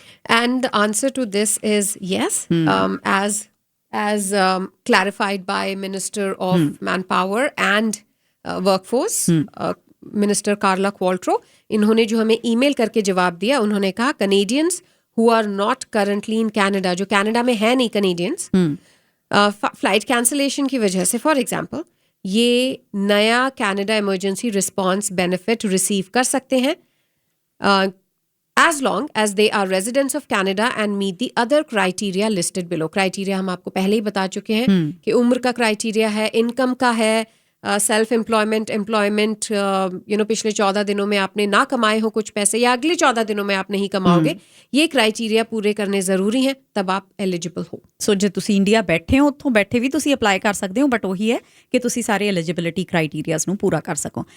ਪੂਜਾ ਜੀ, ਆਪਾਂ ਪਹਿਲਾਂ ਲਿਸਨਰਸ ਦੇ ਸਵਾਲ ਤੋਂ ਪਹਿਲਾਂ ਜਿਹੜੇ ਆਪਣੇ ਕੋਲ ਆਏ ਹੋਏ ਨੇ ਸਵਾਲ, ਉਹ एक जो एक्चुअली 2 सवाल मैं आपसे पूछूंगी वन बाय वन। हाँ जी। एक तो ये कि इनका कहना है कि जो इंक्रीज्ड चाइल्ड बेनिफिट है ना, जो सरकार ने ऐलान किया है, तो वो कब तक आएगा, कितने टाइम तक वो रहेगा, और क्या इसके लिए अलग से कोई एप्लीकेशन देनी पड़ेगी? ਹਾਂਜੀ। ਸੋ ਇਹਦਾ ਜਵਾਬ ਇਹ ਹੈ ਜੀ ਕਿ ਮਈ ਦੇ ਵਿੱਚ ਜਿਹੜਾ ਇਹ ਬੈਨੀਫਿਟ ਹੈਗਾ, ਇਹ ਆਉਣਾ ਸਟਾਰਟ ਹੋ ਜਾਏਗਾ, ਤੇ $300 ਐਕਸਟਰਾ ਅਪ ਟੂ $300 ਐਕਸਟਰਾ ਪਰ ਚਾਈਲਡ ਜਿਹੜੇ ਹੈਗੇ ਨੇ, ਇਹ ਬੈਨੀਫਿਟ ਦਿੱਤੇ ਜਾਣਗੇ ਫਰੋਮ ਮਈ। ਜਿਹੜੀ ਮਈ ਦੇ ਵਿੱਚ ਤੁਹਾਡੀ ਪੇਮੈਂਟ ਆਏਗੀ, ਉਹਦੇ ਵਿੱਚ ਰਿਫਲੈਕਟ ਹੋਏਗਾ ਇਹ ਜਿਹੜਾ ਵਧਿਆ ਹੋਇਆ ਬੈਨੀਫਿਟ ਹੈਗਾ, ਤੇ ਇਹਦੇ ਵਾਸਤੇ ਤੁਹਾਨੂੰ ਸੈਪਰੇਟ ਤੋਂ ਅਪਲਾਈ ਕਰਨ ਦੀ ਜ਼ਰੂਰਤ ਨਹੀਂ ਹੈ। ਇਹ ਆਪਣੇ ਆਪ ਹੀ ਆਟੋਮੈਟਿਕਲੀ ਆਉਣਾ ਸਟਾਰਟ ਹੋ ਜਾਏਗਾ। ਜੇ ਤੁਸੀਂ CCB ਤੁਹਾਨੂੰ ਆਲਰੇਡੀ ਮਿਲ ਰਿਹਾ ਤਾਂ ਤੁਹਾਨੂੰ ਅਪਲਾਈ ਕਰਨ ਦੀ ਜ਼ਰੂਰਤ ਨਹੀਂ ਪੈਣੀ। और ये मई से, और ये कब तक रहेगा? ਪੂਜਾ ਜੀ, ਇਹ ਕਲੀਅਰ ਨਹੀਂ ਹੈਗਾ, ਇਹ ਆਪਾਂ ਦੇਖ ਲਾਂਗੇ, Yes, ਪਤਾ for ਕਰਨ sure. ਦੀ ਕੋਸ਼ਿਸ਼ ਕਰ ਲਾਂਗੇ, ਬਟ ਇਹ ਸਾਨੂੰ ਕਲੀਅਰ ਨਹੀਂ ਹੈਗਾ ਕਿ ਕਿੰਨੀ ਦੇਰ ਮਿਲੂਗਾ ਬੈਨੀਫਿਟ। ठीक है। और एक जो रेंटल रिबेट से है, हाँ जी। थोड़ा सा इनका कॉम्प्लिकेटेड केस है, लेकिन ये कहती हैं कि ये कहते हैं इंटरनेशनल स्टूडेंट हैं जो जहाँ पर ये रहती हैं लैंडलॉर्ड से, इनका कुछ ऐसा सिस्टम है कि ये PG सिस्टम है इनका, पेइंग गेस्ट जिसे कहते हैं ना। ठीक है जी। सो उनके और भी कुछ एक्सपेंसेस हैं जो लैंडलॉर्ड इनकर करते हैं। सो अब इनकी जॉब की सिचुएशन ये है कि इनको कोई 10 से 5 घंटे ही मिलते हैं हफ्ते में, रेस्टोरेंट में ये काम करते हैं। सो क्या ये एलिजिबल है सर्ब के लिए? एक तो इनका ये सवाल है। दूसरा ये है कि भाई इनकी लैंडलेडी जो है वो ये नहीं चाहती कि भाई ये पूरा रेंटल एक्सपेंस फॉर्म में डालें, क्योंकि उसमें खाने पीने का भी ये देते हैं। ठीक है जी। सो खाने पीने का ये नहीं चाह रही दे लैंडलेडी जो है, और ये भी कह रही हैं कि वो रेंटल पेपर्स नहीं देना चाहती लैंडलेडी। सो क्या फुल रेंट अगर ये दिखाते हैं तो क्या इस लैंडलेडी को कोई प्रॉब्लम हो सकती है लीगल? ਸੋ ਜਿਹੜਾ ਇਹਨਾਂ ਦਾ ਪਹਿਲਾ ਕੁਐਸਚਨ ਹੈ ਜੀ ਸਰਬ ਵਾਲਾ, ਸਰਬ ਵਾਸਤੇ ਤਾਂ ਉਹੀ ਕੰਡੀਸ਼ਨਸ ਨੇ ਕਿ ਜੇ ਉਹ ਕਹਿ ਰਹੇ ਨੇ ਵੀ ਮੈਂ ਤਕਰੀਬਨ 7 ਤੋਂ 10 ਘੰਟੇ ਪਰ ਵੀਕ ਕੰਮ ਕਰ ਰਿਹਾ ਰਾਈਟ ਨਾਓ, ਹੈ ਨਾ ਜੀ। ਸੋ ਜੇ ਤੁਹਾਡੀ ਇਨਕਮ ਜੇ ਤੁਹਾਡੀ $1000 ਤੋਂ ਘੱਟ ਹੈਗੀ ਆ ਰਾਈਟ ਨਾਓ, ਤੇ ਜੇ ਤੁਹਾਡੀ ਪਿਛਲੇ ਸਾਲ ਦੀ ਇਨਕਮ, ਪਿਛਲੇ ਸਾਲ ਮਤਲਬ 2019 ਦੀ ਇਨਕਮ, ਜਾਂ ਫਿਰ ਜਿਸ ਦਿਨ ਤੁਸੀਂ ਅਪਲਾਈ ਕਰਨਾ ਉਸ ਤੋਂ 12 ਮਹੀਨੇ ਪਹਿਲਾਂ ਦੀ ਇਨਕਮ ਜਿਹੜੀ ਹੈਗੀ ਆ, ਜੇ ਤੁਹਾਡੀ $5000 ਘੱਟੋ ਘੱਟ $5000 ਬਣਦੀ ਆ, ਤਾਂ ਤੁਸੀਂ ਸਰਬ ਲਈ ਅਪਲਾਈ ਕਰ ਸਕਦੇ ਹੋ। ਤੇ ਦੂਸਰੀ ਗੱਲ ਰਹੀ ਰੈਂਟ ਦੀ। ਹੁਣ ਦੇਖੋ, ਜਿਹੜਾ ਇਹਨਾਂ ਦੀ ਹੋਈ ਆਪਣੀ ਸੈਟਲਮੈਂਟ ਐਗਰੀਮੈਂਟ ਕੋਈ ਇਹਨਾਂ ਦਾ ਹੋਇਆ ਹੋਇਆ ਕਿ ਵਿੱਚ ਫੂਡ ਦੇ ਐਕਸਪੈਂਸਿਸ ਵੀ ਇਨਕਲੂਡਡ ਨੇ ਰੈਂਟ ਦੇ ਵਿੱਚ। ਸੋ ਇਹ ਤੁਹਾਨੂੰ ਆਪਣੇ ਲੈਂਡਲॉर्ड ਨਾਲ ਬੈਠ ਕੇ ਹੀ ਕਿਸੇ ਸਹਿਮਤੀ ਤੇ ਆਉਣਾ ਪਵੇਗਾ ਕਿ ਤੁਸੀਂ ਕਿੰਨਾ ਕੁ ਸ਼ੋਅ ਕਰਨਾ ਚਾਹੁੰਦੇ ਹੋ, ਕਿਉਂਕਿ ਇਹਦੇ ਵਿੱਚ ਜਿਹੜਾ ਰੈਂਟ ਵਾਲਾ ਫਾਰਮ ਹੈ ਪੂਜਾ ਜੀ, ਇਹਦੇ ਵਿੱਚ ਨਾ Landlord ਹਾਂ ਦਾ ਵੀ, yes. ਹਾਂ ਉਹਨਾਂ ਦਾ ਕੁਝ ਹਿੱਸਾ ਹੈ, ਉਹ ਲੈਂਡਲॉर्ड ਨੇ ਆਪ ਫਿਲ ਕਰਨਾ ਹੈ ਜੀ। ਸੋ ਇਹ ਸਾਰੀ ਇਨਫੋਰਮੇਸ਼ਨ ਜਿਹੜੀ ਹੈਗੀ ਹੈ ਰੈਂਟਰ ਆਪਣੇ ਆਪ ਨਹੀਂ ਭਰ ਸਕਦੇ ਹੈਗੇ, ਲੈਂਡਲॉर्ड ਨੇ ਵੀ ਉਹਦੇ ਵਿੱਚ ਕੁਝ ਇਨਫੋਰਮੇਸ਼ਨ ਭਰਨੀ ਹੈ। ਸੋ ਦੋਵਾਂ ਧਿਰਾਂ ਦੀ ਸਹਿਮਤੀ ਹੋਣੀ ਬਹੁਤ ਜ਼ਰੂਰੀ ਹੈ ਇਸ ਰੈਂਟਲ ਸਪਲੀਮੈਂਟ ਵਾਸਤੇ। ਬਟ ਹਾਂ, ਜਦੋਂ ਤੁਹਾਡੀ ਸਹਿਮਤੀ ਬਣ ਜਾਂਦੀ ਹੈ, ਤੁਹਾਨੂੰ ਉਸ ਹਿਸਾਬ ਦੇ ਨਾਲ ਜਿਵੇਂ ਤੁਸੀਂ ਅਪਲਾਈ ਕਰਦੇ ਹੋ ਉਸ ਹਿਸਾਬ ਦੇ ਨਾਲ ਜਿਹੜੇ ਪੇਮੈਂਟਸ ਹੈਗੀਆਂ ਨੇ, ਉਹ ਜਿਹੜੇ ਸਾਡੇ BC ਦੇ ਹਾਊਸਿੰਗ ਮਿਨਿਸਟਰ ਨੇ ਸਲੀਨਾ ਰੋਬਿਨਸਨ, ਉਹਨਾਂ ਨੇ ਦੱਸਿਆ ਸੀ, ਉਹ ਕਹਿੰਦੇ ਕਿ ਅਪਲਾਈ ਕਰਨ ਤੋਂ 7 ਦਿਨਾਂ ਦੇ ਅੰਦਰ ਅੰਦਰ ਆਉਣੀਆਂ ਸ਼ੁਰੂ ਹੋ ਜਾਂਦੀਆਂ ਨੇ। ਪੂਜਾ ਜੀ, ਹੁਣ ਸਾਡੇ ਕੁਝ ਲਿਸਨਰ ਸਾਡੇ ਨਾਲ ਜੁੜੇ ਨੇ। ਅਮਨ, ਹਾਂਜੀ ਅਮਨ। ਹਾਂਜੀ, ਸਤਿ ਸ਼੍ਰੀ ਅਕਾਲ ਜੀ। ਸਤਿ ਮੈਂ ਸ਼੍ਰੀ ਪਹਿਲਾਂ ਅਕਾਲ। ਵੀ ਕਾਲ ਸਤਿ ਸ਼੍ਰੀ ਕੀਤੀ, ਅਕਾਲ ਮੇਰਾ ਜੀ। ਕੁਐਸਚਨ ਇੱਕ ਰਹਿ ਗਿਆ ਸੀਗਾ। ਹਾਂਜੀ। ਮੈਂ ਪੁੱਛਣਾ ਜੀ, ਸੈਲਫ ਏਮਪਲੋਇਡ ਜਿਹੜੇ ਹੈਗੇ ਆ ਨਾ, ਜਿੱਦਾਂ ਕੰਮ ਉਹਨਾਂ ਦਾ ਘਟ ਗਿਆ ਆ COVID-19 ਦਾ ਕਰਕੇ, ਹੈ ਨਾ, ਤਾਂ ਕੋਈ ਕੰਟਰੈਕਟ ਨਹੀਂ ਮਿਲ ਰਿਹਾ ਹੈਗਾ, ਵੀ ਬਿਲਡਰ ਕਹਿੰਦੇ ਵੀ ਅਸੀਂ ਵੇਟ ਕਰਨੀ ਆ, ਉਹ ਸਰਵ ਲਈ ਅਪਲਾਈ ਕਰ ਸਕਦੇ ਆ ਜੇ ਕੰਪਨੀ ਦੇ ਵਿੱਚ ਇਨਕਮ ਆਈ ਵੀ ਜਾਂਦੀ ਆ ਤਾਂ ਵੀ? ਕਈ ਵਾਰੀ ਜਿੱਦਾਂ ਕੰਮ ਪਹਿਲਾਂ ਦਾ ਫਿਨਿਸ਼ ਕੀਤਾ ਹੁੰਦਾ, ਕਈ ਕੰਮ ਪਿਛਲੇ ਸਾਲ ਦੇ ਆ ਜਾਂ ਜਨਵਰੀ ਦੇ ਆ, ਫਰਵਰੀ ਦੇ ਆ, ਉਹਨਾਂ ਦੀ ਪੇਮੈਂਟ ਹੁਣ ਆਈ ਆ, ਤਾਂ ਉਹ ਸਰਵ ਲਈ ਐਲੀਜੀਬਲ ਹੈਗੇ ਆ? ਸੋ ਉਹੀ ਹੋ ਜਾਂਦਾ ਨਾ ਪੂਜਾ ਜੀ ਕਿ $1000 ਤੋਂ ਲੈਸ ਹੋਵੇ ਤੁਹਾਡੀ ਇਨਕਮ ਪਰ ਮੰਥ। ਸੋ ਜੇ ਤੁਹਾਡੀ ਪਰ ਮੰਥ ਦੀ ਇਨਕਮ ਹੁਣ ਇਸ ਟਾਈਮ ਜਿਹੜੀ ਤੁਹਾਡੇ ਕੋਲ ਆ ਰਹੀ ਹੈ ਇਨਕਮ ਉਹ $1000 ਤੋਂ ਵੱਧ ਹੈ, ਫਿਰ ਤੁਸੀਂ ਨਹੀਂ ਅਪਲਾਈ ਕਰ ਸਕਦੇ। ਪਰ ਜੇ $1000 ਤੋਂ ਘੱਟ है, प्रोवाइडेड ਜਿਹੜੀਆਂ ਤੁਸੀਂ ਹੋਰ ਸ਼ਰਤਾਂ ਨੇ ਉਹ ਵੀ ਪੂਰੀਆਂ करते हो। अच्छा, इसमें एक चीज़ और इन्हें, क्योंकि जो एक एलिजिबिलिटी क्राइटेरिया ये है कि पिछले 14 दिनों में या तो इनकम आपके पास आई ना हो, या आगे जो 14 डेज हैं, 14 दिन, उसमें भी आपके आने की कोई एक्सपेक्टेशन नहीं है, तो उस क्राइटेरिया को भी पूरा करना ज़रूरी है, जो इस केस में शायद नहीं पूरा हो रहा। बिल्कुल। मदन, हाँ जी मदन जी। हाँ जी, सत श्री अकाल जी। सत श्री अकाल जी। हाँ जी, मेरा क्वेश्चन ਸੀਗਾ ਜੀ, ਪਹਿਲਾਂ ਤਾਂ ਮੈਂ ਜਿਸ ਤਰ੍ਹਾਂ ਫੂਡ ਡਿਲੀਵਰੀ ਦਾ ਕੰਮ ਕਰਦਾ ਸੀ। ਠੀਕ ਹੈ ਜੀ। ਹਾਂ ਜੀ, ਸਕਿਪ ਦਾ ਡਿਸ਼ਿਸ਼, ਡੋਰਡੈਸ਼ ਲਾ ਲਓ, ਕੋਈ ਵੀ ਦਾ ਸੈਲਫ ਲਾਈਫ, ਤੇ ਇਹਦੇ ਵਿੱਚ ਕੰਮ ਤੇ ਮੇਰਾ ਚੱਲ ਰਿਹਾ, ਬਟ ਇਹਦੇ ਵਿੱਚ ਮੈਂ ਆਪਣੇ ਆਪ ਨੂੰ ਨਹੀਂ ਸੇਫ ਫੀਲ ਕਰਦਾ, ਕਿਉਂਕਿ ਹੁਣ ਮੈਂ ਅਲੱਗ-ਅਲੱਗ ਜਗ੍ਹਾ, ਹਰ ਰੈਸਟੋਰੈਂਟ 'ਚ ਜਾਣਾ, ਹਰ ਅਲੱਗ ਹਾਈ ਰੇਜ਼ਰ ਜਾਣਾ, ਐਲੀਵੇਟਰ ਛੋਟੇ ਟੱਚ ਕਰਦਾ, ਠੀਕ ਹੈ ਜੀ। ਮੈਂ ਆਪਣੇ ਆਪ ਨੂੰ, ਕਿਉਂਕਿ ਘਰ ਛੋਟੇ ਬੱਚੇ ਆ, ਮੇਰੇ ਮਦਰ ਆ, ਉਹ ਆਪਣੇ ਕਿਸੇ ਪ੍ਰੋਬਲਮ ਨਾਲ ਕਰ ਰਹੇ ਆ, ਸਫਰਿੰਗ ਕਰ ਰਹੇ ਆ, ਠੀਕ ਹੈ ਜੀ। ਤਾਂ ਮੈਂ ਆਪਣਾ ਕੰਮ ਹੁਣ ਬੰਦ ਕੀਤਾ ਨਾ, ਤਾਂ ਮੈਂ ਇਹਦੇ ਲਈ ਐਲੀਜੀਬਲ ਹੈਗਾ ਜੀ ਆਪਣੇ ਕਿਸੇ ਲਈ?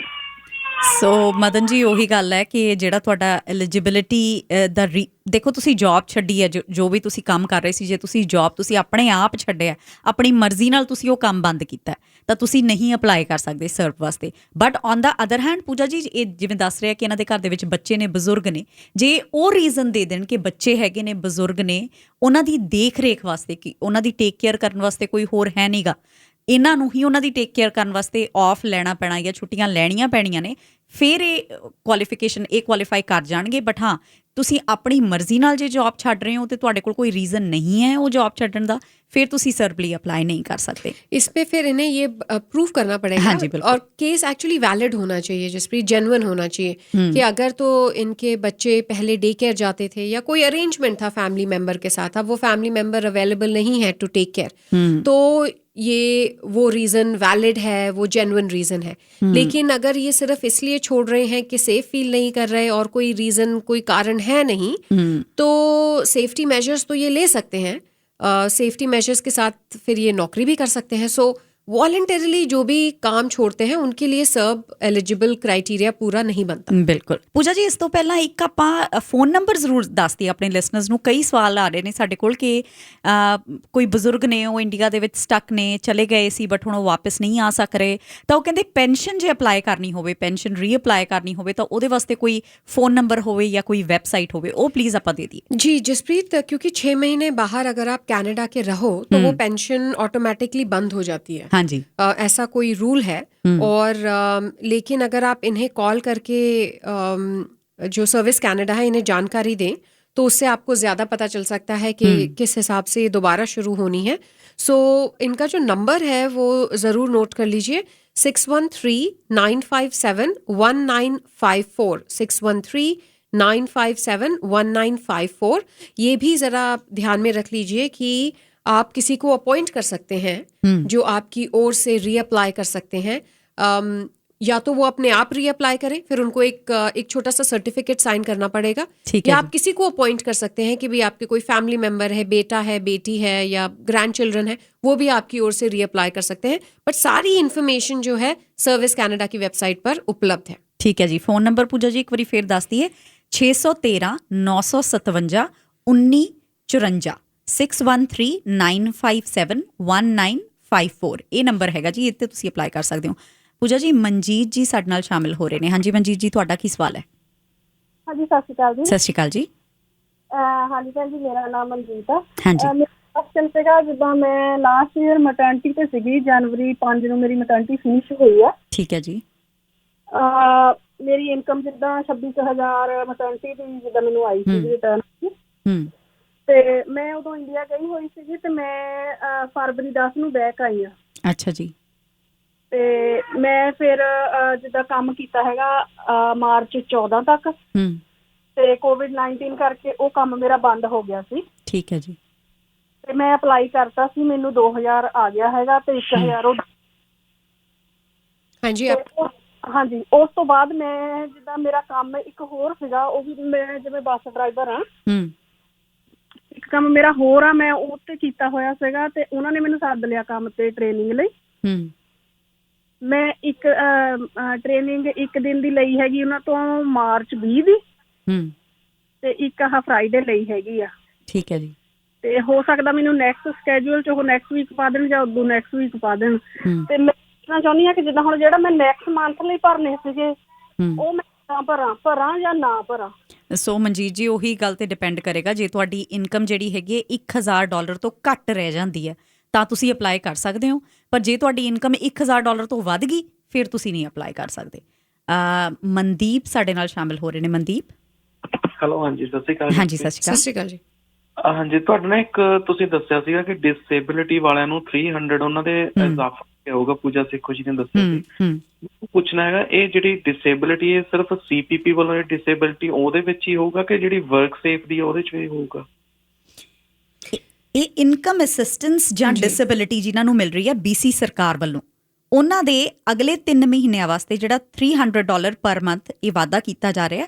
ਪਰ ਇਹਦੇ ਵਾਸਤੇ ਉਹਨਾਂ ਨੇ ਇੱਕ ਹੋਰ ਸ਼ਰਤ ਹੈਗੀ ਹੈ, ਉਹ ਕਹਿੰਦੇ ਕਿ ਜਿਹੜੀ ਤੁਸੀਂ ਤੁਹਾਡੀ ਐਲੀਜੀਬਿਲਿਟੀ ਹੈ ਉਹ EI ਜਾਂ ਸਰਬ ਵਾਸਤੇ ਨਾ ਬਣਦੀ ਹੋਵੇ, ਤਾਂ ਤੁਹਾਨੂੰ ਇਹ ਜਿਹੜੀ $300 ਦੀ ਰਕਮ ਹੈਗੀ ਆ ਪੂਜਾ ਜੀ ਐਕਸਟਰਾ ਜਿਹੜੀ ਮਿਲਣੀ ਹੈਗੀ ਆ, ਇਹ ਤਾਂ ਮਿਲਣੀ ਹੈਗੀ ਆ ਜੇ ਤੁਸੀਂ EI ਜਾਂ CERB ਲਈ ਐਲੀਜੀਬਲ ਨਾ ਹੋਵੋ, ਤਾਂ ਤੁਹਾਨੂੰ ਇਹ ਜਿਹੜੀ ਬੈਨੀਫਿਟ ਹੈਗਾ ਉਹਦਾ ਵਾਧਾ ਹੋਏਗਾ।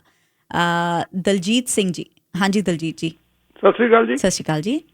ਚਲੋ ਅਸੀਂ ਤਾਂ ਪੁਰਾਣੇ ਆਏ ਆ ਜੀ, ਚਲੋ ਟੈਕਸ ਤਾਰਦੇ ਰਹੇ ਆ, ਪਤਾ ਨਹੀਂ ਕਿੰਨਾ ਕੁ ਟੈਕਸ ਤਾਰਿਆ, ਲੱਖਾਂ ਦੇ ਡਾਲਰ ਹਿਸਾਬ ਨਾਲ ਟੈਕਸ ਤਾਰਿਆ, ਸਾਰੇ ਦਾ ਵਿਆਜ ਨਹੀਂ ਉਹ ਗੌਰਮੈਂਟ ਮੋੜ ਸਕਦੀ। 2008 ਚ ਮੈਂ ਇੰਡੀਆ ਗਿਆ ਸੀਗਾ, ਹੁਣ ਮੈਨੂੰ ਚਿੱਕਾਂ ਆਈਆਂ ਜੀ। ਅੱਛਾ ਜੀ। ਉਹ ਚਿੱਕਾਂ ਆ ਗਈਆਂ ਹੁਣ 5000 ਦੇ ਨੇੜੇ ਤੇੜ। ਮੈਂ ਕਹਿੰਦਾ ਵਾਪਸ ਨਾ ਲੈਣ, ਮੇਰੇ ਕੋਲ ਅੱਗੇ ਵੀ ਵਾਪਸ ਲਏ ਇਹਨਾਂ ਨੇ, ਤੇ ਮੈਂ ਡਰਿਆ ਬੈਠਾ ਜੀ। ਇਹ ਹੁਣ ਚਿੱਕਾਂ ਦੇਖੋ, ਇੱਕ ਚੈੱਕ ਅੱਜ ਫੇਰ ਆ ਗਈ ਆ, ਪਹਿਲਾਂ 2000 ਦੀ ਆ ਗਈ, ਫੇਰ ਹੋਰ ਆ ਗਈ, ਫੇਰ ਹੋਰ ਆ ਗਈ। ਹੁਣ ਮੇਰੇ ਕੋਲ ਕਵਰ ਤਾਂ ਨਹੀਂ ਕਰਦੇ ਇਹ। शुक्रिया Daljeet ji. Actually I am not sure Jaspreet की इनकी सिचुएशन इस वक्त है क्या, लेकिन ये ज़रूर है कि वापस देने का तो देखिए अभी तक कोई प्रोविज़न नहीं है, लेकिन क्योंकि ये जो भी ट्रेल है ये बड़ी साफ ट्रेल है, बैंक के थ्रू ही सब कुछ हो रहा है, CRA के थ्रू सब कुछ हो रहा है, तो उनके पास हर चीज़ का रिकॉर्ड है। आगे जाके जो एडजस्टमेंट होगी वो ज़रूर कर दी जाएगी। ਸਾਡੇ ਨਾਲ ਕੁਝ ਲਿਸਨਰ ਹੋਰ ਸ਼ਾਮਿਲ ਹੋਏ ਨੇ, ਉਹਨਾਂ ਦੇ ਸਵਾਲ ਪੁੱਛਦੇ ਆ, ਪਰ ਪਲੀਜ਼ ਆਪਣਾ ਸਵਾਲ ਜਿਹੜਾ ਹੈਗਾ ਬਰੀਫ ਰੱਖਣਾ। ਸੈਮੀ ਜੀ। ਸਤਿ ਸ਼੍ਰੀ ਅਕਾਲ। ਹਾਂਜੀ ਸਤਿ ਸ਼੍ਰੀ ਅਕਾਲ ਜੀ। ਸਤਿ ਸ਼੍ਰੀ ਅਕਾਲ। ਸਤਿ ਸ਼੍ਰੀ ਅਕਾਲ। ਐਕਚੁਅਲੀ ਮੈਂ ਪਤਾ ਕਰਨਾ ਸੀ ਕਿ ਜਿਹੜਾ ਰੈਂਟ ਵਾਲਾ ਪਾਰਟ ਆਪਾਂ ਅਪਲਾਈ ਕਰਦੇ ਆ, ਉਹਦੇ ਚ ਜਿਹੜਾ ਲੈਂਡਲੋਰਡ ਹੈ ਉਹਦੀਆਂ ਸਿਰਫ 3 ਇਨਫੋਰਮੇਸ਼ਨ ਮੰਗਦੇ ਨੇ, 3 ਸਟੇਜਾਂ ਤੇ ਉਹਨਾਂ ਦੀ ਰਿਕੁਆਇਰਮੈਂਟ ਮੰਗਦੇ ਨੇ। ਲਾਈਕ ਪਹਿਲੀ ਉਹਨਾਂ ਦਾ ਈਮੇਲ ਤੇ ਫੋਨ ਨੰਬਰ, ਤੇ ਲਾਸਟ ਵਿੱਚ ਉਹਨਾਂ ਦਾ ਮੰਗਦੇ ਨੇ ਕੋਈ ਵੀ ਤੁਹਾਡਾ ਉਹਨਾਂ ਨਾਲ ਜਿਹੜਾ ਕੋਈ ਟੈਨੈਂਸੀ ਪ੍ਰੂਫ ਹੈ, ਜਾਂ ਫਿਰ ਇੱਕ ਸਿੰਪਲ ਲੈਟਰ ਤੇ ਜੇ ਉਹ ਲਿਖ ਕੇ ਦੇ ਦੇਣ ਵੀ ਇਹ ਬੰਦਾ ਮੇਰੇ ਕੋਲ ਰੈਂਟ ਤੇ ਰਹਿੰਦਾ ਇਸ ਡੇਟ ਤੋਂ, ਜਾਂ ਇਹ ਚੀਜ਼ ਲਿਖ ਕੇ ਦੇ ਦੇਣ ਪੇਪਰ, ਉਹ ਵੀ ਚੱਲ ਜਾਏਗਾ। ਠੀਕ ਹੈ ਜੀ। ਉਸ ਤੋਂ ਇਲਾਵਾ ਜਦ ਮੈਂ ਇਹ ਚੀਜ਼ ਸਾਰੀ ਕੰਪਲੀਟ ਕਰਕੇ ਸਬਮਿਟ ਕਰਤਾ, ਮੈਨੂੰ ਹਲੇ ਤੱਕ ਲਾਈਕ ਇਹ ਹੁਣ ਉਹਨਾਂ ਨੂੰ ਕਾਲ ਜਾਣੀ ਸੀ, ਉਹਨਾਂ ਦੀ ਬੈਂਕ ਇਨਫੋਰਮੇਸ਼ਨ ਉਹਨੇ ਲੈਣੀ ਸੀ, ਜਾਂ ਜੋ ਵੀ ਅੱਗੇ ਉਹਨਾਂ ਦੇ ਪ੍ਰੋਸੈਸ ਉਹਨਾਂ ਦੇ ਥਰੂ ਗੱਲ ਕਰਨੀ ਸੀ, ਮੈਨੂੰ ਉਹਦੀ ਕਨਫਰਮੇਸ਼ਨ ਕਿਵੇਂ ਹੋਏਗੀ? ਲਾਈਕ ਮੈਨੂੰ ਕਿਵੇਂ ਪਤਾ ਲੱਗੇਗਾ ਕਿ ਹਾਂਜੀ ਉਹਨਾਂ ਕੋਲ ਲਾਈਕ ਪੈਸੇ ਪਹੁੰਚ ਗਏ, ਜਾਂ ਉਹ ਮੈਨੂੰ ਦੱਸਣਗੇ? ਲਾਈਕ ਕਿਸ ਤਰ੍ਹਾਂ ਦੀ ਕਨਫਰਮੇਸ਼ਨ ਹੋਏਗੀ ਜੀ?